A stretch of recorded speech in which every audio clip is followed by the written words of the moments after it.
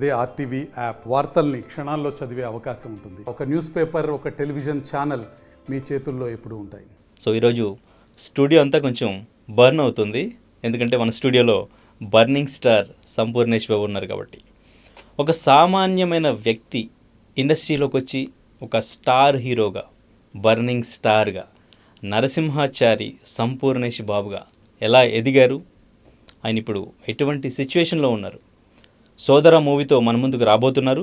So last time Martin Luther కింగ్తో కూడా మన ముందుకు వచ్చారు. సో అయితే ఆ మూవీ అనుకున్నంత ఇంపాక్ట్ క్రియేట్ చేయలేదు. బట్ సోదర మూవీ ఇప్పుడు ఎలా ఉండబోతుంది, సంపూర్ణేష్ బాబు ఇంకా ఎటువంటి ప్రాజెక్టులు చేయబోతున్నారు, ఇవన్నీ కూడా ఈరోజు పాడ్కాస్ట్లో అడిగి తెలుసుకుందాం. హలో సంపూర్ణేష్ బాబు గారు. Hi sir. హలో, హాయ్, ఎలా ఉన్నారు? ఫైన్ అండి. కొంచెం గ్యాప్ వచ్చినట్టుంది. అవును, ఎందుకని అంటే 2 సినిమాలు రెడీ ఉన్నాయి, కాకపోతే కొంచెం ఇక వాళ్ళ ప్రాబ్లమ్స్, ఫైనాన్షియల్ ప్రాబ్లం వల్ల లేట్ అవుతుంది. Okay, right. నాకు మార్టిన్ లూథర్ కింగ్ గురించి ఎందుకు చెప్పానంటే, నాకు అది బాగా ఇష్టమైన మూవీ. అవును, తమిళ్లో నేను చూసినప్పుడు యోగి బాబు గారికి అబ్బా అసలు మంచి సబ్జెక్టు, పర్ఫెక్ట్, భలే ఉందనిపించింది. మీరు చేస్తున్నారు అన్నప్పుడు నాకు చాలా బాగా అనిపించింది. సో ఈయన సెట్ అవుతారు అంటే, ఇప్పటివరకు కామెడీగా చూశారు, అవును, ఇదొక సీరియస్ సబ్జెక్టు. సో ఒక కామెడీ వేలో ఈయన మంచి మార్క్స్ వస్తాయని నేను అనుకున్నాను. కొంచెం తమిళ్లో హిట్ అయినంత తెలుగులో అవ్వలేదు. ఎందుకని అంటారు? దానికి చాలా కారణాలు సార్. ఇప్పుడు ఓటీటీలో కరోనా టైంలో ఒరిజినల్ మండేలో వచ్చినప్పుడు మనకు తమిళ్ రాకపోయినా చాలామంది చూసి ఓన్ చేసుకున్నారు సినిమా. మనం సేమ్ అదే చేసాం, మళ్ళీ చేసాము. థియేటర్గా పెద్ద అవ్వలే, ఓటీటీలో మంచి అదే వచ్చింది కానీ థియేటర్కి పెద్ద అవ్వలే. అప్పటికే దసరా హాలిడేస్, ఎలక్షన్ మూమెంటు, పెద్ద సినిమాల మధ్యలో పడము ఏంటో, మొత్తమే థియేటర్గా అనుకున్నంత అవ్వలేదు. ఓకే, ఓటీటీలో చూసిన వాళ్ళు మాత్రం చాలామంది బాగా చేశారండి ఆ క్యారెక్టర్, మీరు అలాంటి క్యారెక్టర్ చేస్తారనుకోలేదు, అలాంటివి చేయండి అని చాలామంది చెప్పారు, ఇండస్ట్రీ వాళ్ళు, బయట వాళ్ళు. ఓకే, కానీ ఇంతకుముందు మీరు చాలా ఇంట్రెస్ట్లో చెప్పినప్పటికీ కూడా ఆల్మోస్ట్ 11 years అవుతుంది కాబట్టి ఇప్పుడు చాలామందికి తెలీదు. హృదయకాల్యం స్క్రిప్ట్ కంటే ముందు మీ పర్సనల్ స్క్రిప్ట్ ఒకటి రెడీ చేశారు ఇండస్ట్రీలోకి ఇంట్రడ్యూస్ అవ్వడానికి. అవునండి. అంటే అసలు అంటే ఐడియా ఎందుకు వచ్చింది అసలు? ఫస్ట్ ఒక సామాన్యమైన జీవితం గడిపే మీరు అంత పెద్ద ఇండస్ట్రీలోకి ఎంటర్ అవ్వడానికి అంత పెద్ద రిస్క్ చేసి, అది కూడా ఒక ఫేక్ స్టోరీ క్రియేట్ చేసి ఎలా, అసలు అంత ధైర్యం ఎలా చేశారు? అది ధైర్యం అనేది ఏం లేదండి, ఒక ప్రయత్నం, దాంట్లో సక్సెస్ అయ్యాను. ఇప్పుడు అప్పుడు మనకు అంతగా తెలియదు, జస్ట్ ఏదో సినిమాలలో కనపడితే చాలు, సినిమాలు ఎంతోమంది ట్రయల్స్ చేస్తుంటారు, దాంట్లో మనం ఒకళ్ళు లక్కీగా మనకు ఆ ఛాన్స్ వచ్చింది. బట్ నాకు ఫస్ట్ నుంచి ఏంటంటే, మనం ఏదైనా చేస్తే తప్పో ఒప్పో చెప్తారు అంతే తప్ప, కానీ కొట్టనైతే కొట్టరు, తిట్టినైతే తిట్టరు అనేది ఒక బాగా నమ్మకం. దానివల్ల అప్పుడు రాజేష్ అన్న మనం చేద్దామండి అన్నప్పుడు, డన్ అన్న మీరు ఏం చేసినా సరే నేను రెడీ అని చెప్పేశాను. ఓకే, అంటే కానీ మీరు అప్పటికే ఒక 30+ ఏజ్లో ఉండి ఉంటారు, పిల్లలు, ఒక లైఫ్ అనేది ఒక రెస్పాన్సిబిలిటీతో నడుస్తుంది. కానీ ఇండస్ట్రీలోకి మనం ఇలా ఎంటర్ అవ్వాలి అనే ఆలోచన కానీ, ఆ ధైర్యం కానీ, ఈ వర్క్ అంతా వదిలేసి ఫ్యామిలీని కొంచెం పక్కన పెట్టి మనం ప్రయత్నం ఇలా గట్టిగా ఒక ఫేక్ స్టోరీ క్రియేట్ చేసి వెళదాం అనే ఆలోచన ఎందుకు వచ్చింది అసలు? యాక్టింగ్ మీద కానీ, ఇండస్ట్రీ మీద కానీ? యాక్టింగ్ అప్పటికే ఉందండి. నేను ఫస్ట్ మహాత్మా సినిమాలో చేశాను, తర్వాత ట్రయల్స్ చేస్తున్నా. ఓకే, కాకపోతే ప్లాన్ అంతా రాయేష్ అన్నది, ఇలా చేస్తానండి అంటే ఇంకా మనకి ఏం చేస్తావు కాదు, మనతో సినిమా చేస్తా అంటుండే, ఏం చెప్తే అది చేద్దామని ఆ నమ్మకంగా చేశా, ఆ నమ్మకం నిలబెట్టింది. ఓకే, తర్వాత తెలిస్తే ప్రేక్షకులు ఏమనుకుంటారు, ఇండస్ట్రీ నుంచి ఎవరైనా ఏమైనా అంటారా, ఇటువంటి ఏమైనా ఆలోచించారా? అప్పుడు ఆలోచించలేదండి. మేము ఫస్ట్ ట్రైలర్ రిలీజ్ అయినప్పుడే ఒక న్యూస్ ఛానల్కి ఒక ఇంటర్వ్యూ ఇచ్చాం. ఆ ఇంటర్వ్యూ టెలికాస్ట్ అయింది, సాయంత్రం 5:30కో 6 గంటలకో టెలికాస్ట్ అయింది. అయిన తర్వాత అదే ఛానల్ ఆ టైంలో పెద్ద ఛానల్లో ఒక న్యూస్ వచ్చింది, ఎవరు ఇతను వెనకాలన్నది, ఎక్కడి నుంచి వచ్చాడు ఏంటి అని ఒక బేస్ వాయిస్తో ఆ న్యూస్ వచ్చింది. ఆ న్యూస్ వచ్చినప్పుడు నేను భయపడ్డా. ఫస్ట్ ఇచ్చినప్పుడు సరదాగా చూసా, అప్పటికంటే మనకు తెలియదు, అది చూసినప్పుడు నేను భయపడి ఫోన్ చేసా, ఇలా న్యూస్ వచ్చింది, ప్రాబ్లం ఏం లేదంటే, నువ్వేం టెన్షన్ పడకు, మనం ఏం అన్యాయం చేయట్లా, ఎవరి దగ్గర డబ్బులు తీసుకోవట్లే, నువ్వేం టెన్షన్ అనుకో, నీకు నేను ఉన్నా అన్నాడు. ఓకే డన్ అనుకున్నా. Okay, right. సో కానీ ముందు ఆ స్క్రిప్ట్ చెప్పినప్పుడు అంటే ఇప్పటివరకు రాలేదు అటువంటి సబ్జెక్టు. అంటే మామూలుగా సినిమా అంటేనే ఇమాజిన్ చేసుకుని ఒక స్టోరీ, ఒక కల్పితం. ఆ కల్పితాన్ని మీరు ఇంకొంచెం నెక్స్ట్ లెవెల్కి తీసుకెళ్ళి ఒక కామెడీగా చూపించడం అనేది, ఆ స్టోరీనే ఈ స్టోరీ వర్కౌట్ అవుతుంది మీ మీద అనేది అప్పుడు ఎలా డిసైడ్ అయ్యారు? అది తెలియదు నాకు, ఇది వర్కౌట్ అవుతుందా అవదా, నాకు పూర్తిగా స్టోరీ కూడా చెప్పలే. అంటే తమిళ్ సినిమాలు పవర్ స్టార్ శ్రీనివాస్ గారు అలా ఆ టైంలో అలా డిఫరెంట్ కథలతో వచ్చిండే కదా, అప్పుడు చెప్పాడు ఇందులో హీరో ప్రేమ కోసం గుండెని తయారు చేస్తాడండి, ఆ క్యారెక్టర్ మీదే అన్నాడు. అన్నప్పుడు నాకు అంటే ఏం చెప్తుండు ఏంటి నాకు చెప్పాడు, ఇలా ఇలా ఇలా ఇలా ఉంటుంది అని చెప్పాడు. కానీ నాకు అసలు చెప్పింది ఎంత ఎక్కింది అనేది పక్కన పెడితే, ఒక సినిమా చేస్తాడు అనేది ఒక వేషం కోసం తిరిగే ఒక్కడికి తక్కువ ఒక అవకాశం వచ్చి ఫుల్ లెంత్ రేవులు చేస్తున్నా అన్నప్పుడు ఇంకా ఆప్షన్లు ఏముంటాయి మనకు? నేను ఏమీ ఆలోచించలే. ఓకే, సాయి రాజేష్ గారు ఏం చెప్తే అది అంతే, గన్ షాట్ అదే చేశా. తను నాకేం చెప్పిండు అదే జరిగింది. ఓకే, సో ఇదంతా జరుగుతున్నప్పుడు ఊర్లో కానీ మీ రిలేటివ్స్కి కానీ ఎవరికైనా తెలుసా? తెలియదండి. ఒక ప్లాన్డ్గా సంపూర్ణ లేదు నరసింహాచారి ఇలా మోల్డ్ అవుతుండ అనే విషయం ఎవరు తెలియదు. జస్ట్ మా ఇంట్లో మా వైఫ్కి మాత్రమే తెలుసు, ఇలా కన్నా నాతో సినిమా చేస్తుండు, నా పేరు ఇది పెడుతుండు అంటే. పాపం వాళ్ళకు కూడా అంత తెలియదు కదా. మామే జస్ట్ ఏంటి బీడీలు చేసేది ఆ టైంలో. ఆమె ఇంతెందుకు ఆలోచిస్తుంది, ఇతను ఒక హీరో, ఇతనికి ఒక చెప్తుండు, ఇతను వింటుండు, ఇతను పేరు మార్చుండు, అంత యాదృచ్ఛికంగా జరిగింది. Okay, right. ఇప్పుడు నేను ఈ ఫీల్డ్లో ఉన్నా కాబట్టి జస్ట్ మా పిల్లలు కొంచెం ఇమాజినేషన్లో ఉంటారు. కథ చెప్పాలంటే ఇదంతా వాళ్ళు చూస్తున్నారు కాబట్టి అప్పటికి ఆమెకేం తెలియదు, మనకు ఓ ఫ్యాషన్ ఉంది అంతే. ఓకే, ఎంకరేజ్ చేశారు అంతే. సరే ఏదైనా చేయండి. ఓకే, సో ఆఫ్టర్ రిలీజ్ మీ రిలేటివ్స్, మీ ఊర్లో పరిస్థితి ఏంటి? ఇండస్ట్రీలో ఎవరెవరి దగ్గర నుంచి కాల్స్ వచ్చినాయి? ఎలా టర్న్ అయింది లైఫ్? అక్కడి నుంచి అసలు బీభత్సంగా టర్నింగ్ అండి. ఒక నరసింహాచారి, ఒక సంపూర్ణేష్ బాబు అనేది ఒక అద్భుతం, ఒక మిరాకిల్ జరిగినట్టు. అప్పటికి ఆ సినిమా రిలీజ్ అయిన తర్వాత మా రిలేటివ్స్ చాలామంది ఫోన్లు చేయడం, మావోడే అని చెప్పుకోవడం, అదంతా బాగా జరిగింది. మా ఇంట్లో వాళ్ళు కూడా సినిమా చూస్తున్న లాస్ట్ ఫైట్లో చిత్ మీద పడుకోబెడతారు కదా, అప్పుడు ఏడ్చారు. అంటే ఇదేంది ఇక్కడ జరుగుతుందా ఏంటి అన్నట్టు మా పిల్లలకినా. ఇంకా అప్పటి నుంచి ఫైన్ అందరూ బాగా, అంటే ఇంకా మావాడు ఒకడు ఉన్నాడు, సినిమా చేశాడు, అది మంచి హిట్. ఓకే, బాగా జరిగింది. కానీ ఆ సక్సెస్ తర్వాతేనా సాయి రాజేష్ గారి లైఫ్ మాత్రం అట్లాగే ఉంది, మీ లైఫ్ టర్న్ అయిపోయింది, చేంజ్ అయిపోయింది? అప్పటి నుంచి బాగా ఇంకా చాలా సినిమాలు చేసాము, చాలా డబ్బులు, ఒక మంచి పొజిషన్కి వచ్చాము. ఓకే, సో అప్పటికి మీకు ఈ మార్కెట్, ఈ రెమ్యూనరేషను, సో హీరో మార్కెట్ మీద డిపెండ్ అయ్యి ప్రొడ్యూసర్ ఎంత పెడతారు, ఎలా పెడతారు, ఇదంతా ఏమైనా ఐడియా ఉందా? లేదండి, లేదు. అలా రోజు ఒక కొత్త పేజీ చదివినట్టుగా రోజు చూసుకుంటూ వెళ్ళడమే. అప్పటికి అసలు ఏమీ తెలియదుగా. Okay, right. So after that industry నుంచి ఎవరైనా మిమ్మల్ని అప్రోచ్ అయ్యారా హృదయకాలం తర్వాత? హృదయకాలం తర్వాత చాలామంది అప్రోచ్ అయ్యారండి. ఇప్పుడు దాని తర్వాత కదా బందిపోటు చేసాము, వైరస్ అనే సినిమా చేసాము, ఇంకా చాలా సినిమాలు వచ్చాయి. ఒక 2-3-4 సినిమాలలో గెస్ట్ రోల్ చేసా. బాగానే. ఐ మీన్ ఆ టైంలో ఎంకరేజ్ చేయడానికి, సపోర్ట్ చేయడానికి ఎవరో ఒక కొత్త వ్యక్తి వచ్చారు అనగానే ఎంకరేజ్ చేయడానికి వచ్చారా ముందుకి ఆ సినిమాకి సంబంధించి? ఆల్రెడీ నేను హీరోగా ఒక సినిమా సిట్ కొట్టాం కదా, ఇంకా అప్పటికే మనం నిలబడ్డాము. అందరు సపోర్ట్ అవుతుంది మ్యాక్సిమం, ఆ సపోర్ట్ వాళ్ళే కదా. ఇప్పుడు జ్యోతిలక్ష్మిలో చేసాం, చాలా సినిమాలలో చేసాం కదా. Okay, right. సో మీరు అంటే అప్పటికి ఇప్పటికి లైఫ్లో డిఫరెన్స్ అయితే ఫైనాన్షియల్గా చాలా డిఫరెన్స్ వచ్చింది. ఆ లగ్జరీ లైఫ్ స్టైల్ ఏమైనా అలవాటైందా, న్యాచురల్గానే ఉంటున్నారా? నేను అనుభవించేంత లగ్జరీ అనుకుంటా, అప్పుడైనా ఇప్పుడైనా ఎప్పుడైనా. అంతే తప్ప ఇది లగ్జరీ అనేది కాకుండా నేను అనుభవించేది లగ్జరీ నా మట్టుకు. అది అంటే అవతల వాళ్ళకు ఇప్పుడు నాకు అవసరానికి నేను సైకిల్ మీద వెళ్ళాలనుకుంటా, అది నాకు లగ్జరీ. అవతల వాళ్ళు ఈ సైకిల్ మీద వెళ్తే అలా అనుకో, నాకు ప్రాబ్లం లేదు. ఇప్పటికీ అలాగే అంటే నాకు ఎలా అనిపిస్తే అలా బతుకుతుంటా. ఓకే, మూవీ తర్వాతే ఇంటి దగ్గర సైకిల్తో వాటర్ పట్టుకుని ఈ వీడియోస్ అన్ని తర్వాత వైరల్ అయినట్టున్నాయి. అవునండి. ఓకే. సో ఇప్పటికీ ఊర్లోకి వెళ్తే అలాగే అంతే న్యాచురల్. అలాగే ఉంటుంది. ఓకే. మా ఇంట్లో ఉంటుంది ఇప్పటికి సైకిల్ కూడా.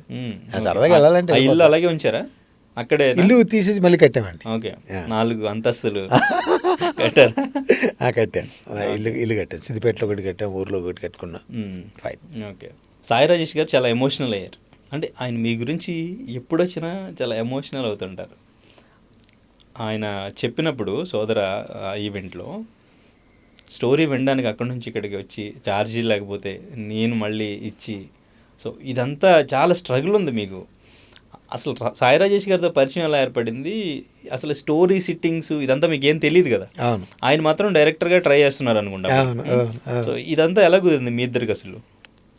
సేమ్ ప్రసాద్ ల్యాబ్లో నేను ఉపేందర్ గారు అంటే నాకు చాలా ఇష్టం. అతనిలాగా హెయిర్ పెంచుకోవడం, చెవులకి ఏదో పెట్టుకోవడం. ఇప్పుడు టాన్ జీన్స్ ఉన్నాయి, అప్పుడు ఉన్న ప్యాంట్లను కట్ చేసుకొని, అంటే ఒక డిఫరెంట్. నేను వెళ్తుంటే నలుగురు చూపు నా వైపు ఉండాలి, అది మంచిగా అని చెడుగా నాకు సంబంధం లేదు. అదొక చిన్న అది ఉంటుండే నాకు. అలా నేను ప్రసాద్ ల్యాబ్కి వచ్చినప్పుడు మామూలుగా ఫోటోలు, అప్పుడు ఏంటి ఫోటోలు ఇవ్వాలి ఆఫీస్లోకి వెళ్ళి, 2 ఫోటోలు ఇస్తే వాళ్ళు సెలెక్ట్ చేసుకుని వెనక పేరు, నెంబరు, ఏదైనా సినిమాలు చేస్తే రాసుకునే ప్రాసెస్. ఆ టైంలో ప్రసాద్ ల్యాబ్లో రవి అని ఒక అన్న ఉంటాడు. మీకు హృదయకాలీన సినిమాలో శాస్త్రి క్యారెక్టర్ వేసారు, కంప్యూటర్ పట్టుకుని చెట్టు కింద కూర్చొని. ఆ అన్న రాజేష్కి పరిచయం చేయించండి. ఇట్లా చారి అని ట్రై చేస్తున్నాడండి, కొంచెం మీది ఏదైనా ఉంటే చెప్పండి అన్నప్పుడు, అప్పుడు రాజేష్ నన్ను చూసి అప్పుడు అనుకున్నాడండి, అమ్మా ఇలాంటి వాడు కావాలి మనకు అని. అప్పుడు ఫోటోలు ఇవ్వండి అని ఫోటోలు తీసుకొని చూసి అక్కడి నుంచి చిన్నగా ఒక 1 year జర్నీ చేశాం.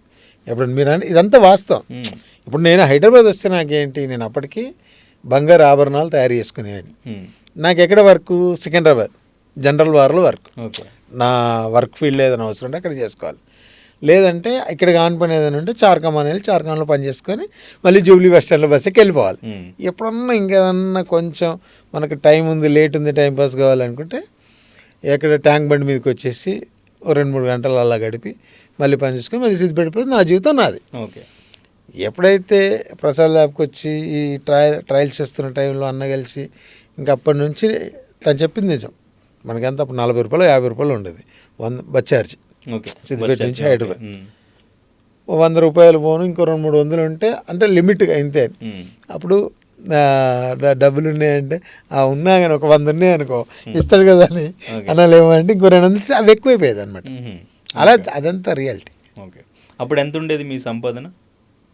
అప్పుడు ఎంత సార్ అంటే ఒక్కో నెల వచ్చిందంటే 15-20 వేలు వచ్చేది, లేకపోతే 10,000 వచ్చేది, లేకపోతే ఒక నెల రాకపోతే సీజన్ బట్టే. మనం వర్కర్లం కదా, బిజినెస్ అంటే అది వేరు. కస్టమర్ రావాలి, వర్క్ చేయాలి, దానికి డబ్బులు ఇవ్వాలి, దాని మీద మన జర్నీ సాగాలి. Okay, right. సో హృదయకాలానికి ఎంత తీసుకున్నారు రెమ్యునరేషన్? ఫస్ట్ రెమ్యునరేషన్ అదేనా? ఫస్ట్ నిమిషం మహాత్మానా? ఫస్ట్ మహాత్మానే షూట్ చేయాలి. కృష్ణవంశీ గారు ఎలా సెలెక్ట్ చేశారు, దేనికి? లేదండి, అంటే మన మామూలుగా ఆ పొలిటికల్ సినిమా కదా, దాంట్లో జనాలు కావాలి కదా. ఒక ధనరాజ్ అన్న అని ఒక అతను ఉంటాడు, థియేటర్ చేసే అతను. తను కాస్టింగ్ డైరెక్టర్గా పనిచేసింది. అప్పుడు మేము సిద్దిపేట నుంచి బ్యాచ్ ఒక 10 మంది వచ్చి ఫోటోలు ఇచ్చాం. దాని మీద మమ్మల్ని సిద్దిపేట నుంచి ఒక సురేష్ గారని ఒక అతను దొరికొచ్చారు. మాకంటే మళ్ళీ ఆ కాల్ వస్తే మేము రిసీవ్ చేసుకుంటామా, ఆయన కొంచెం సీనియర్, చాలా సినిమాలు చేశాడు, చేసుకుంటామా చేసుకోమా తెలియదు కదా. అన్ని ఫోటోల మీద ఒకటే నెంబర్ ఉంటుండే, సార్ నెంబర్. ఆయనకు తెలుసు కాబట్టి ఎలా మాట్లాడాలి ఏంది అనేది తెలుసు కాబట్టి అన్ని నెంబర్లు ఆయన ఇచ్చి మేము ఒక 10 మంది నెంబర్లు ఏంటి ప్రతి ఫోటో మీద ఇదే నెంబర్ ఉంది అని ఆ ఇంట్రెస్ట్కు దన్న కాల్ చేసి రామోజీ ఫిలిమ్స్లో షూట్ అండి మీరు రండి, అవి 10 మందిని తీసుకొని రండి అన్న. అప్పుడు అతను రేపొద్దున రామోజీ ఫిలిం సిటీలో షూటింగ్ ఉంది వెళ్ళాలని మాకు మధ్యాహ్నం చెప్పాడు. మధ్యాహ్నం సాయంత్రం చెప్పాడు రేపు వెళ్ళాలి. సరే నేను నైట్ వచ్చేసి కృష్ణానగర్లో పడుకొని కృష్ణానగర్లో నైట్ స్టే చేసి పొద్దున అక్కడి నుంచి సుమోలో Ramoji film city. First excitement ఏంది, రామోజీ ఫిలిం సిటీని చూడవచ్చు. అప్పటికి మనం అక్కడి నుంచి రావాలి, దానికి టికెట్ పెట్టుకోవాలి, లోపలికి వెళ్ళాలి, అదంతా పెద్ద పని. అలాంటి మనకు సినిమా వచ్చింది, ఫిలిం సిటీ చూసే అవకాశం వచ్చింది. చాలా వెళ్దామని వెళ్ళి అక్కడ వెళ్ళినప్పుడు శ్రీకాంత్ అన్న, ఉత్తేజన్ అంతకుముందు రవీంద్ర భారతిలో కలిసాను. నాటకాలు చూడడానికి రవీంద్ర భారతికి వచ్చేదాన్ని. అప్పుడు కలిసినప్పుడు అక్కడ రెండోసారి ఉత్తేజన్నను శ్రీకాంత్ అన్నను, ఆ సెటప్, క్యారవాన్ ఇవన్నీ భలే కొత్తగా అనిపించేది. అలా ఒక 1 వీక్ చేసాం అనుకుంటా ఆ బ్యాచ్లో. దాంట్లో ఒక చిన్న డైలాగ్ ఉంటుంది మనకు, నిన్నగాక మొన్న వచ్చిన లీడరు 40 ఏళ్ళ సంది పెడుతున్నా గాంధీ చేతుల జెండా అని.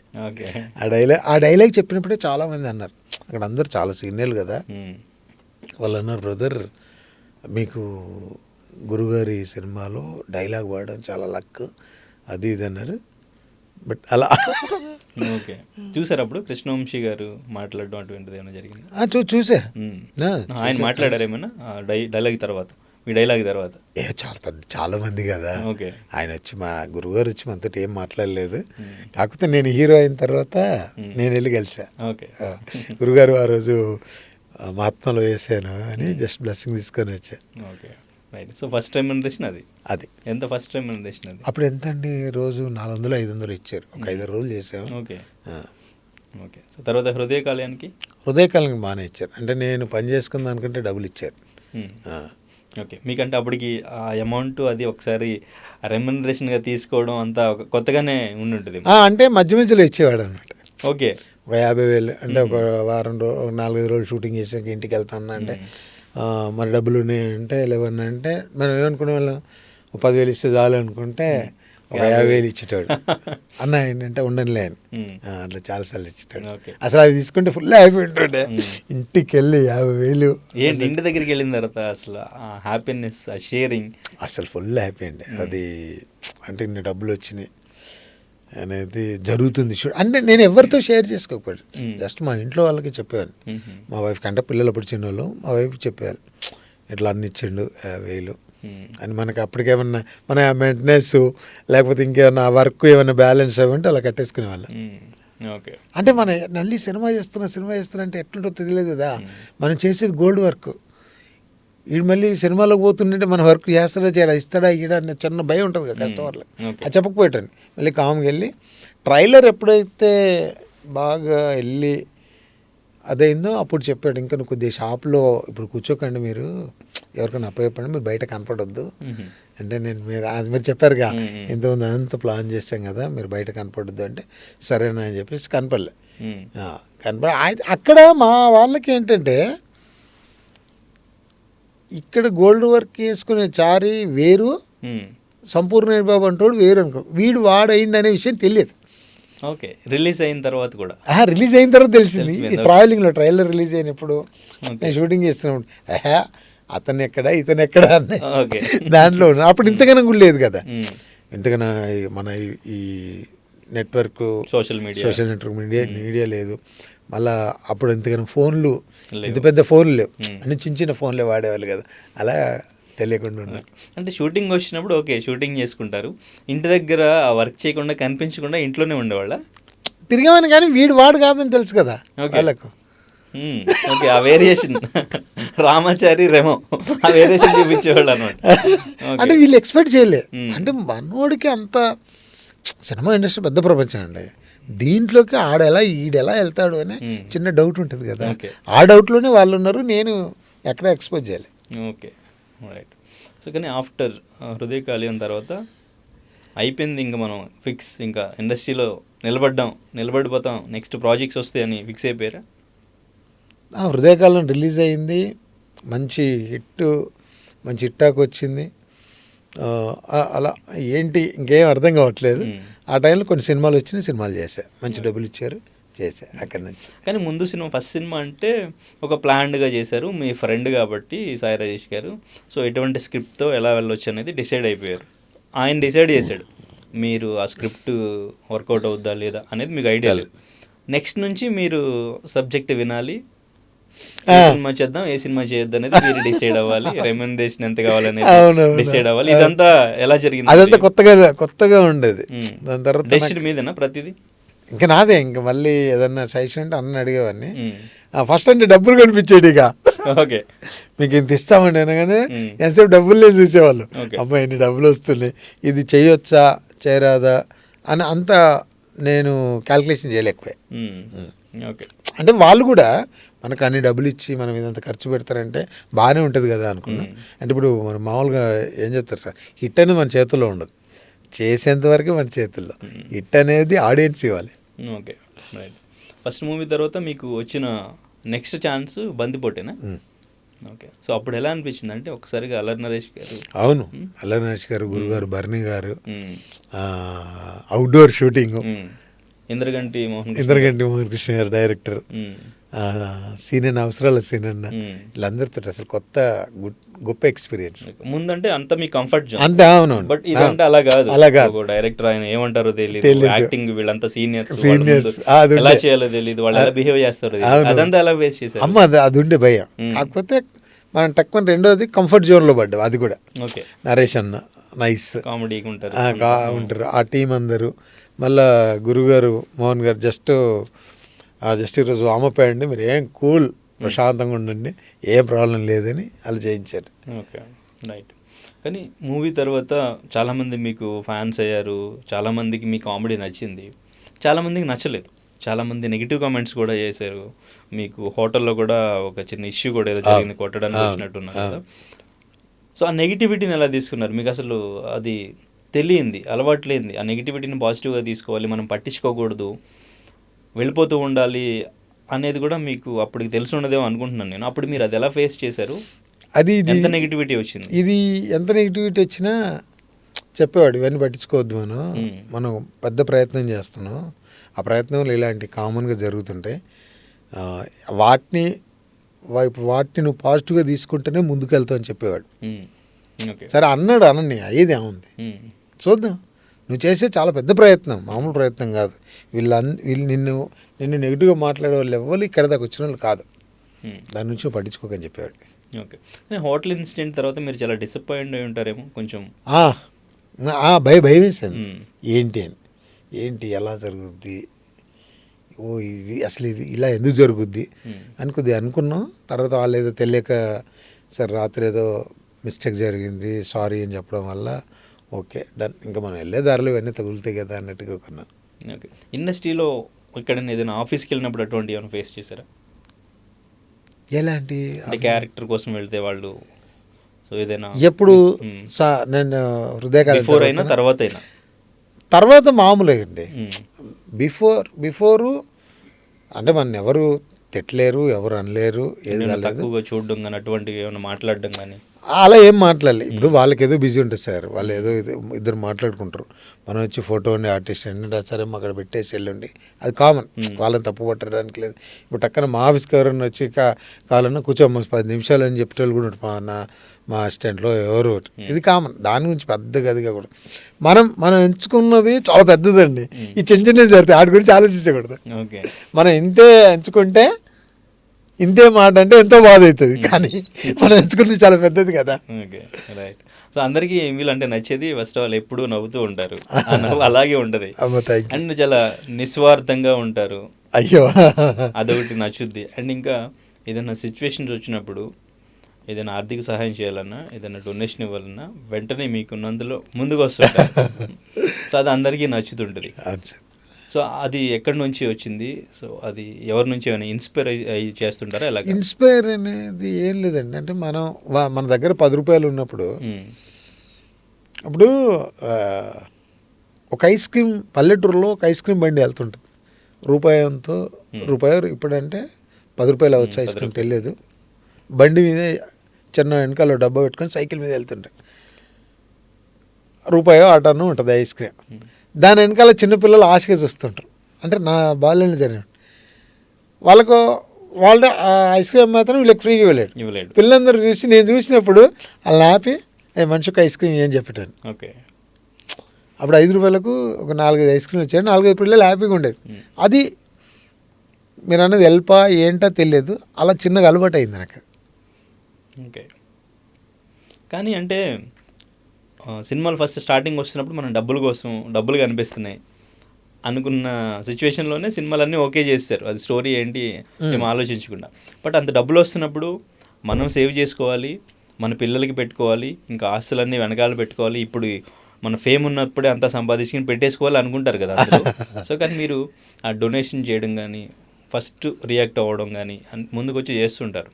సో ఆలోచన లేదా? ఉందండి.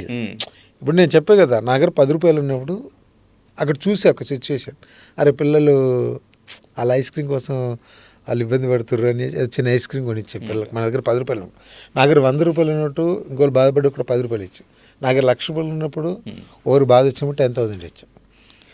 అంతే తప్పు. కానీ అంటే నేను మరీ నాకు వచ్చిన డబ్బులన్నీ నేను అసలు నాకు తినకపోయినా సర్లేదండి, నేను బతకకపోయినా పర్లేదండి, అలా కాదండి. జస్ట్ అంటే చాలామంది చాలా చేస్తారు, చేస్తూ బయటికి రాని కూడా చాలామంది ఉన్నారు బయట కూడా. ఏదో మన మీద ప్రేమ కొద్దీ నేను ఏదో బాగా వేస్తా అని మీరు అనుకుంటారు, చాలామంది ఉన్నారు. ఓకే, ఊర్లో కూడా చేస్తుంటారా ఇప్పుడు హెల్ప్? ఏదైనా అవసరమైతే మీ ఇంటికి రావడం, ఇప్పుడు ఎవరున్నా ఫ్రెండ్స్ కానీ రిలేటివ్స్ ఎవరన్నా వచ్చినప్పుడు వాళ్ళు అడిగినప్పుడు నా దగ్గర ఉంటే మాత్రం ఎంతో కొంత ఇస్తాను. ఓకే, ఇప్పుడు వచ్చిన వాళ్ళు అందరికి ఇస్తా అన్నారు అనుకో, రేపు అందరూ వస్తే ఇంటి మంది అంటారంటారా? కానీ అప్పటికి ఇప్పటికి రిలేటివ్స్ కానీ మీ ఊరు వాళ్ళు కానీ మాట్లాడే విధానం, చూసే విధానం మారిందేమైనా? చాలా మారింది. ఎందుకంటే మీకు అదేమైనా కొత్తగా ఉంటుందా? ఎందుకు వీళ్ళు ఇబ్బంది పెడుతున్నారు, కొంచెం ఎక్కువ రెస్పెక్ట్ ఇచ్చాను అని అనిపిస్తుంటుందా? ఓసారి అనిపిస్తుంది. అదే మనకు తెలుస్తుంటుంది, వీళ్ళు నరసింహాచారిని ప్రేమిస్తుర్రా, సంపూర్ణేష్ బాబుని ప్రేమిస్తుర్రా. ఇంకా మనం ఏం చేయాలి, టక్ మనం అనలేం కదా, నువ్వు అప్పుడు నన్ను అసలు పట్టించుకోలేదు ఇప్పుడు అంటున్నాను, ఇప్పుడు దాన్ని ఎంజాయ్ చేస్తే వెళ్ళిపోవడం నవ్వుతూ. మీరు అప్పటికి ఇప్పటికంటే ఆ డిఫరెన్స్ అనేది ఎక్స్పెక్ట్ చేస్తుంటారా? మనకి కొంచెం రేంజ్ పెరిగింది, కొంచెం రెస్పెక్ట్ ఇవ్వాలి అని ఎక్స్పెక్ట్ చేస్తారా? ఇంతకుముందు మిమ్మల్ని ఒరే అనే ఫ్రెండ్స్ ఉంటారు, వాళ్ళు అలాగే ఉంటారు. గన్షాట్ నన్ను ఒకవేళ నా క్లాస్మేట్లో ఎవరన్నా కొద్దిగా ఎక్కువ గౌరవిస్తే నేను చెప్తా, రే వద్దు, మనం చారీ అదే అన్నట్టు చెప్తా. ఎందుకో నాకు అది కరెక్టా కాదు తెలియదు, కానీ వాళ్ళైతే అలాగే ఉంటారు నా friends. Okay, right. So after that మీకు ఎంతో ఇష్టమైన మోహన్ బాబు గారు, సో మీ ప్రతి ఎంట్రీలో ఆయన గురించి మీరు డెఫినెట్గా మాట్లాడతారు. ఆయన ఇంపాక్ట్ మీ మీద అంత ఉండింది, డైలాగ్ డెలివరీ విషయంలో కానీ, ఈవెన్ ఆయన ప్రొడ్యూస్ చేయడం మీ మూవీ కూడా, అవును, ఒక సినిమా చేయడం, అదంతా మీకు ఒక అచీవ్మెంట్ అనుకుంటా, చాలా గొప్ప అచీవ్మెంట్. రైట్. సో ఒక డైలాగ్ ఏదైనా మీ ఫుల్ లెంత్ డైలాగ్ ఒకటి అప్పట్లో బాగా వైరల్ అయింది, ఆ డైలాగ్ ఒకసారి చెప్పండి, తర్వాత మోహన్ బాబు గారి గురించి మాట్లాడదాం. 3.5 నిమిషాలు డైలాగ్ అది, కొబ్బరి మంటలో. అదే దాంట్లో ఒకటి లేడీస్ గురించి చెప్పింది, అది చెప్దాను. కడుపులో బిడ్డ ఆడపిల్ల అని తెలిసాక ఉంచాలా ఊడ్చాలా అని ఆలోచిస్తుంటే, పుడతామో చస్తామో తెలియని పరిస్థితుల్లో ఎలాగోలా పుట్టేసి పెరిగేసి ఎదిగేస్తున్న టైంలో తను పుట్టింది తన కోసం కాదు, ఎక్కడో పుట్టిన ఎదవ కోసం అన్న విషయం తెలిసాక అమ్మ నాన్న కలిసి 1 కిలో లడ్డూలు 1 కిలో చెగోడీలు పెట్టి దున్నపోతులు అంటూ పెళ్ళికొడుకుని తీసుకొచ్చి తల దించుకొని పెళ్లిలో కళ్ళు దించుకుని శోభన గదిలో పడుకుంటే, గుండెల మీద తాలి బరువు, శరీరం మీద వాడి బరువు మోసి వాడు వేసిన విత్తనాన్ని 9 నెలలు మోసి ఓ పండంటు బిడ్డకు జన్మనిచ్చి ప్రతిరోజు కోడి కంటే ముందే నిద్రలేచి నుదుటిన బొట్టు పెట్టి వాకిట్లో ముగ్గు పెట్టి స్టవ్ మీద గిన్నె పెట్టి అందులో పాలు మరగబెట్టి టీపీ పొడి కాఫీ పొడి కలిపి పెట్టి పిల్లల నోటికి తిండి పెట్టి వాళ్ళని బడికి వెళ్ళగొట్టి నిన్ను ఆఫీస్కు తరిమి కొట్టి ఒక చేత రిమోటు మరో చేత కత్తిపీట పట్టుకొని కూరగాయలు కట్ చేసి ఇలా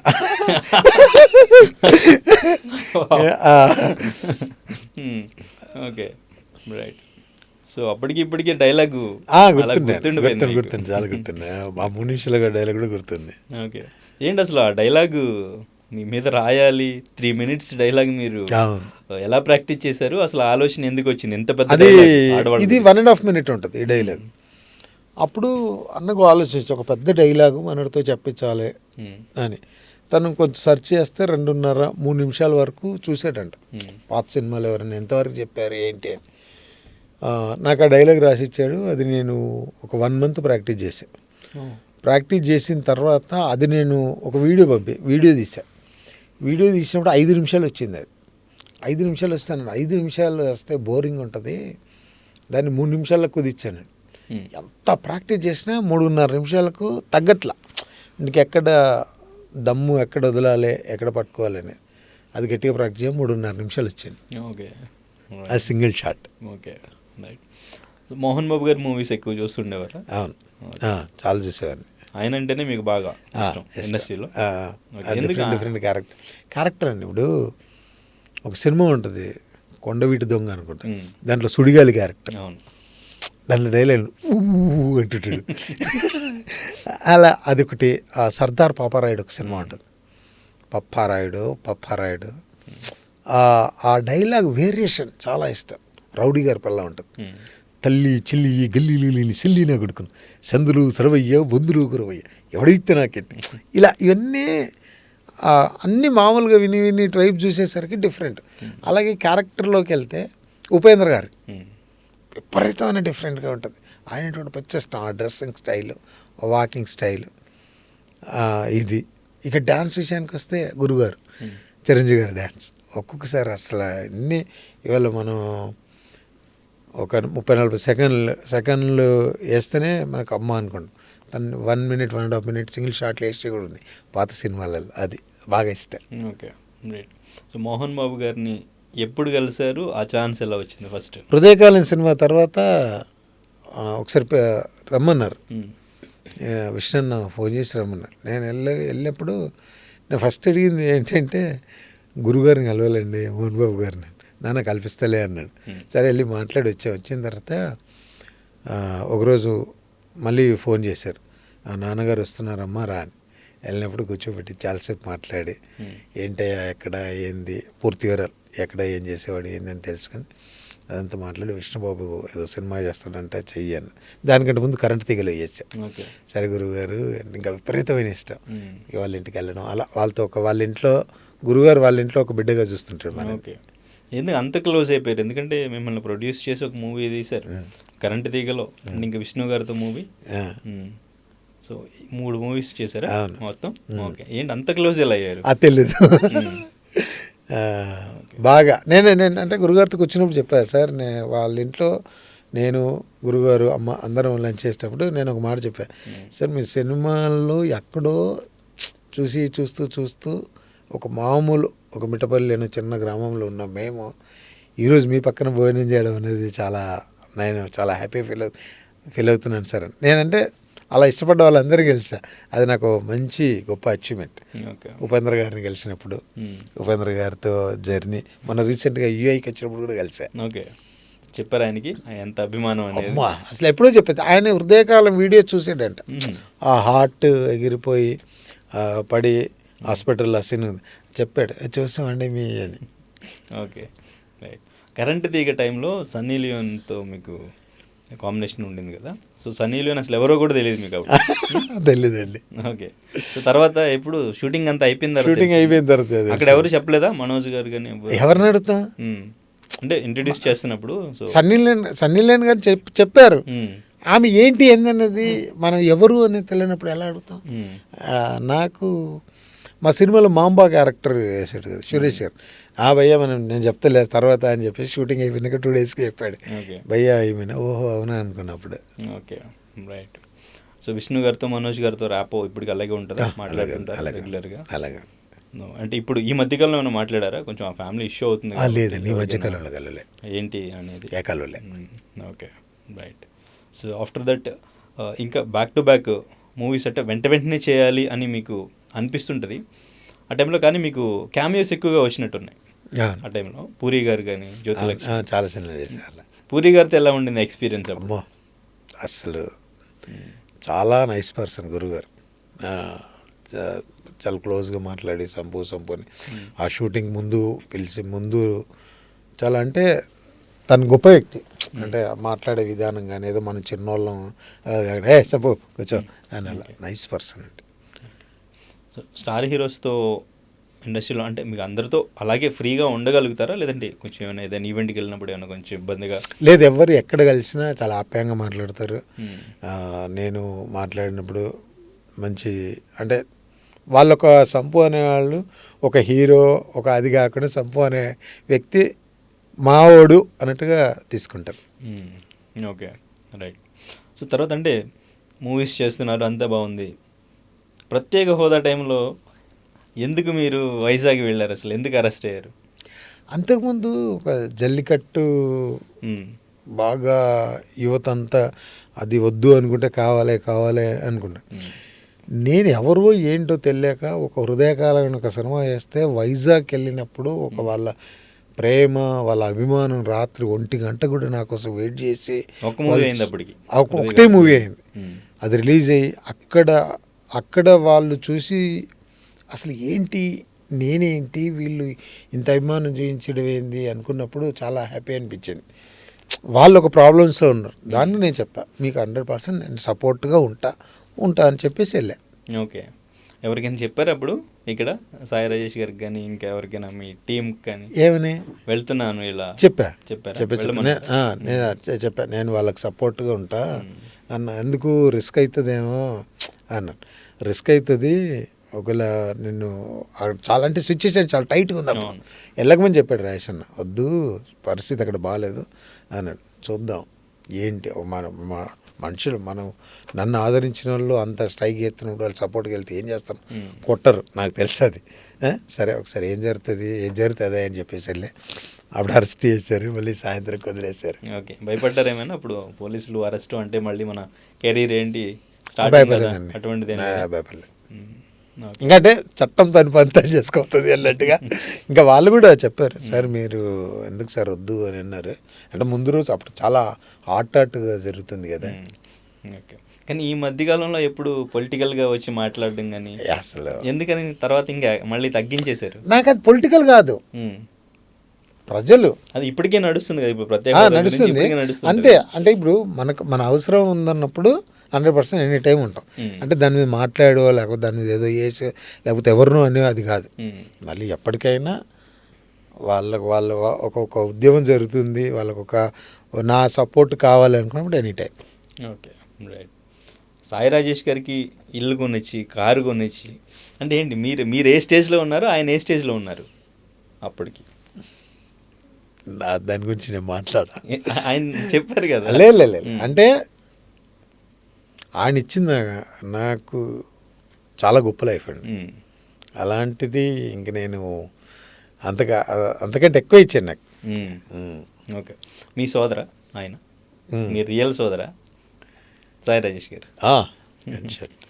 ఓకే రైట్. సో ఇప్పటికీ మీకు స్టోరీస్ వస్తూనే ఉంటాయా? బ్యాక్ టు వింటున్నా ప్రస్తుతానికి కూడా 2-3 స్టోరీలు వింటున్నా. కాకపోతే వాళ్ళకి అన్ని కుదరాలి. ఇప్పుడు వాళ్ళు ఏదో కొంచెం ఇంత బడ్జెట్ అంటారు, అది అవ్వదు.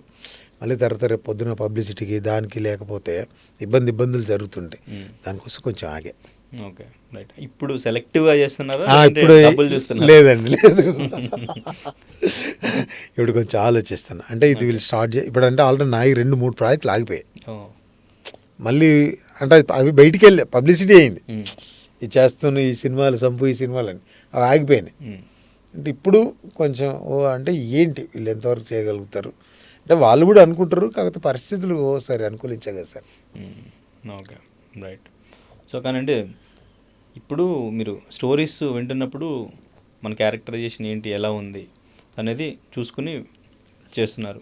సపోర్టింగ్ రోల్స్ ఉన్నా కానీ క్యామియో ఉన్నా ఏదైనా సో మన కెరీర్కి యూజ్ అవుతుంది అనిపిస్తే చేస్తున్నారు, అంతేనా? కెరియర్కి యూజ్ ఒకటి ఎలా ఇప్పుడు ఏదైనా దానికేగా, మంచి అయినా కెరియరే చెడైనా కెరియరే. బట్ అవును ఓకే. ఇప్పుడు ఇదే కెరీర్కి యూజ్ అవుతుంది పర్టికులర్గా మనకేమి దాన్ని అది చేయలేం కదా. ఓకే. జడ్జిమెంట్ అంతగా చేయలేం కదా. క్యారెక్టర్ని జడ్జ్ చేయలేకపోతున్నారా, స్టోరీని కానీ మీ క్యారెక్టర్ని కానీ? ఇప్పటికి అంటే చెప్పుడు బాగానే ఉంటుంది సార్, దాన్ని చేసిన తర్వాత కదా తెలిసేది. ఓకే. రెమ్యునరేషన్ డిమాండ్ చేసే సిచ్యువేషన్లో ఉన్నారా? లేదు ఎంత ఇచ్చినా మనకు ఓకే, అటు ఇటు అయినా ఓకే అన్నట్టు? అటు ఇటు అయినా ఓకేగానే నడుస్తుంది ప్రస్తుతానికి అయితే. ఓకే. అలా అనుకుంటున్నారా డిమాండ్ చేసే సిచ్యువేషన్ రావాలి అని? ఎప్పుడైనా 10 రూపాయలు ఎక్కువ తక్కువ దాన్ని ఉందండి, 10 అయితే వస్తున్నాయి. రైట్. ఇప్పుడు టోటల్గా హైదరాబాద్కి షిఫ్ట్ అయిపోయారా? అంటే మామూలుగా వస్తుంటా. ఒకళ్ళు ఇక్కడ ఉన్నా కానీ నాకేదో ఒక 3-4 days 1 week కాలేదంటే వెళ్ళిపోతాం మా ఊరికి. అది ప్రాబ్లం అనిపించదు. జస్ట్ ఎంత సార్ 2 hours అవుటర్ ఒక 1 hour, అవుటర్ దిగితే 1 hour. అదే ఇంతకుముందు బస్ ఎక్కి చాలా టైం వెళ్ళాల్సి వచ్చేది. ఓకే. వర్క్ ఇప్పుడు అది గోల్డ్ వర్క్ చేస్తున్నారు ఇంకా పూర్తి? మా బ్రదర్ చూసుకుంటారా? ఓకే. సో ఇప్పటికీ చేయాలంటే చేస్తాను. మనకు ఆల్రెడీ కరోనాలో చేసాం. ఓకే. అంత పరిస్థితులన్నీ బయటికి వెళ్ళాలని పరిస్థితిలో అదే 1 hourకి వేసుకుంటూ వచ్చాను. ఓకే. సాయి రాజేష్ గారు చెప్పిన దాని ప్రకారం అండ్ ఇంకా నేను ఇంతకుముందు చూసిన కొన్ని థంబ్నెయిల్స్ కానీ వీడియోస్ కానీ చూస్తే సంపు కోట్ల ఆస్తి, లగ్జరీ కార్లు, లైఫ్ స్టైల్ మొత్తం మారిపోయింది అనేది చూస్తూ ఉన్నాం. అది ఎంతవరకు నిజం? కొంత అయితే మారిపోయిందండి. ఓకే. అంటే ఇప్పుడు నేను చెప్పాను కదా లగ్జరీ అంటే నేనైతే లగ్జరీగానే ఉన్నా, కానీ అది అవతల తక్కువ అనిపించచ్చు ఎక్కువ అనిపించచ్చు. Okay right. సో పిల్లల కెరీర్ ఎట్లా ప్లాన్ చేశారు? ఫైన్ అండి, చదువుకుంటున్నారు. అంటే బిఫోర్ మీరు ఆ వర్క్ గోల్డ్ వర్క్ చేస్తున్నప్పటికీ సో ఇప్పటికీ వాళ్ళ స్కూలింగ్ కానీ వాళ్ళ స్టడీ కానీ అంతా చేంజ్ చేశారా? చేంజ్ అండి.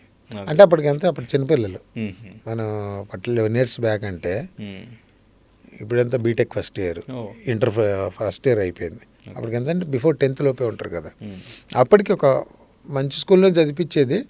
ఆ స్కూల్లో మా ఇద్దరు పిల్లల్ని మా దగ్గర అమిటా స్కూల్ అని ఉంటుంది, మంచి స్కూల్. అందులో మా ఇద్దరు పిల్లలు చదువుకున్నారు. అయితే శ్రీనివాస్ రెడ్డి గారు స్కూల్ హెడ్ మాస్టర్, సరే వాళ్ళది స్కూల్, జ్యోతక్క అని మా ఊరే. ఆమె జాయిన్ చేసినప్పుడు చెప్పింది, చిన్నదానికి ఫీజు ఏమొద్దు, పెద్దదానికి ఒకదానికి కడితే చాలు నాన్న అని. అలాగే పాపం వాళ్ళు ఒక పాపకే తీసుకున్నారు, ఓకే, ఇంకో పాపకి తీసుకెళ్ళొద్దు నాన్న, ఒకదానికి చాలులే అని. Okay, right. అది ఎప్పుడు డిస్కస్ రాలేదు. ఇప్పుడు మీరు ఏ స్కూల్లో చదివించారు ఏంటి అంటే, ఓకే, రైట్. సో ఇప్పటికీ వాళ్ళతో టచ్లో ఉంటారు, మాట్లాడుతుంటారు. సార్ మాట్లాడుతుండే, ఫోన్ చేసిన అప్డేట్ ఏదున్నా, ట్రయల్ వచ్చినా ఏది వచ్చినా చూస్తాడు, ఫోన్ చేస్తాడు. Okay, right. సో ఫైనల్లీ సోదర గురించి చెప్పండి. సోదర అసలు ఎలా వర్కౌట్ అయింది? మంచి అంటే ఒక కుటుంబ కథా చిత్రం అండి. అంటే ఒక ఎమోషనల్ డ్రామా. తమ్ముడు, అమ్మ, నాన్న, ఒక సోడా బండి జీవనోపాధి, ఒక పల్లెటూరులో ఉండే ఫ్యామిలీ. తమ్ముడు హైదరాబాద్ వెళ్ళేదో పెద్ద సాఫ్ట్వేర్ అవ్వాలి, పెద్ద పెద్ద చదువులు చదువుకోవాలని హైదరాబాద్ వచ్చి ఉండేటువంటి ఒక అప్డేట్ తమ్ముడు, బాధ్యత కలిగినటువంటి ఓ తండ్రి, వెయిట్ ఉన్నటువంటి అన్న క్యారెక్టర్ మనది. ఓకే. మోహన్ గారిని ఫస్ట్ టైం అయినా బాగా చేసాడండి. మీకు ట్రైలర్ నిన్న రిలీజ్ చేసాం, మంచి బాగా వెళ్తుంది, హ్యాపీ. సో ఒరిజినల్ చారీ క్యారెక్టర్ కావాలని ఓకే. సో బాబు మోహన్ గారు నా ఫాదర్ క్యారెక్టర్, ప్రభావతి గారు మదర్ క్యారెక్టర్. ఆవిడ ఇప్పుడు అన్ని చాలా పెద్ద పెద్ద సినిమాలు చేస్తున్నారు. రైట్. సో అంటే ఇప్పటివరకు చేసిన సినిమాలు అన్నిటితో కంపేర్ చేస్తే ఈ సినిమాలో జస్ట్ మార్టిన్ లూథర్ కింగ్ కు దగ్గరలో ఉంటుంది. స్టోరీ కాదు, బట్ నా క్యారెక్టర్. Okay, right. సో అంటే క్యారెక్టర్స్ మీరు ఇలాగే డిసైడ్ చేసుకుంటున్నారా, ఇట్లాగే చేయొచ్చు అని? ఇంతకుముందు అలా ఏం లేదు సార్. అంటే ఇప్పుడు కామెడీ కొంచెం తగ్గించినట్టున్నారు ఇంతకు ముందు కంపేర్ చేస్తే. ఇప్పుడు కామెడీ అంటే అది అన్న పెన్నుబలం. ఆ డైలాగులు అంత అద్భుతంగా రాసి మనం చెప్పడం వల్ల బాగా అది హృదయకాలం డైలాగ్ ఉంటుంది. ధైర్యం ఎలా ఉంటుందో తెలుసా, ఆ ధైర్యానికి భయం వేస్తే దిండు కింద నా ఫోటో పెట్టుకొని పడుకుంటుంది. అంటే అంత బాగా ఎవరు రాయలేకపోతారు. ఓకే. హృదయకాలం 2 చేయొచ్చు కదా మళ్ళీ. ఇంకా అదేం ఆలోచన లేదు. Okay, right. సాయి రాజేష్ గారు మళ్ళీ పెన్ను కదల్చాలంటారా? అంతే. స్టీవెన్ శంకర్ రావాలంటారా? Steven Shankar. Okay, right. So release next మీ బర్త్డేకి రిలీజ్ చేస్తారు అనుకుంటున్నా, అది ప్లాన్ జరుగుతుంది. మీ ఫ్యాన్స్ పాలాభిషేకాలు పూలాభిషేకాలు రెడీ ఉండాలి. ఓకే. సో యాక్చువల్గా అంటే హృదయకాలం రిలీజ్ అయినప్పుడు మా ఫ్రెండ్ హరీష్ అని ఉంటారు, మూవీ చూడండి అని టీవీలో టెలికాస్ట్ అవుతున్నప్పుడు ఒక 10 మందికి కాల్ చేసి మీరు డెఫినెట్గా సినిమా చూడండి అని పట్టుబట్టాడు. ఆ సినిమా చూసిన తర్వాత క్రేజీగా ఉంది. ఇప్పటివరకు ఇటువంటి సబ్జెక్ట్ చూడలేదు. రీసెంట్గా 3 days బ్యాక్ కూడా స్టార్ మాల్ వేస్తారు పొద్దున్నే, నేను చూసా. ఓకే, అమ్మాయి అనుకున్నా. Okay, right. So anyways all the very best sir. మీరు ఎప్పుడు ఇలా నవ్వుతూనే ఉండాలి, మంచి మంచి ప్రాజెక్టులు చేయాలి. Thank you sir. ఆర్థిక సహాయం ఎవరికి సహాయం కావాలని ముందుకు వచ్చి మీరు అలాగే చేస్తూ ఉండాలి. మీరు అంతకంటే ఎక్కువ సంపాదించుకోవాలని మనస్ఫూర్తిగా కోరుకుంటున్నాం. All the very best. Thank you అండి. Thank you. ఈ నెల 25న సోదర అనే మూవీతో వస్తున్నాను. ఒక చిన్న నటుడిని ఫస్ట్ నుంచి సపోర్ట్ చేస్తున్న మీరు సోదర మూవీ కూడా సపోర్ట్ చేస్తారని మనస్ఫూర్తిగా కోరుకుంటూ సదా మీ ప్రేమకు బానిస, మీ సంపూర్ణేష్ బాబు. Thank you. మరిన్ని వీడియోస్ కోసం ఛానల్ ని సబ్స్క్రైబ్ చేయండి. లేటెస్ట్ అప్డేట్స్ కోసం వాట్సాప్ ఛానల్ ని ఫాలో అవ్వండి. ఆ లింక్ డిస్క్రిప్షన్ లో ఉంది.